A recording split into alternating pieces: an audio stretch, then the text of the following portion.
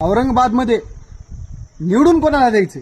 तर आज डॉक्टर बाबासाहेब आंबेडकर असले असते तर त्यांनी नक्कीच इम्तियाज जलील सारख्या उच्च शिक्षित माणसाला निवडून द्यायचे जनतेला आव्हान केले असते. कारण या मागच्या 5 वर्षामध्ये एकही जातीय दंगल झाली नाही. इम्तियाज जलील महाराष्ट्रातला एकमेव असा खासदार आहे की 545 खासदारापैकी असा एकमेव खासदार आहे की तो नरेंद्र मोदीच्या आणि अमित शहाच्या डोळ्यात डोळे घालून बोलतो. त्यामुळे मला तर असं वाटतंय की केंद्रामधूनच आदेश आलेत की आम्हाला औरंगाबादमधून कोणीही पाठवा, पण इम्तियाज जलील नको. मग जनतेने ठरवायचंय की आपल्याला कोणाला निवडून द्यायचंय. मित्रांनो, तुमचं भाग्य आहे की इम्तियाज जलील सारखा खासदार तुम्हाला लाभलाय. यानंतर असा खासदार लाभणार नाही.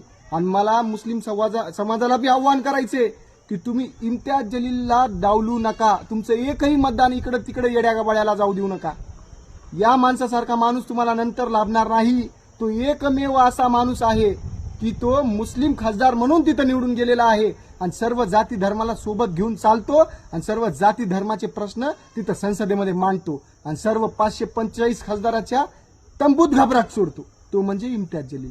त्यामुळे त्यांना निवडून द्यायचंय आणि त्यांनाच आपण प्रचंड मताने निवडून द्यायचंय.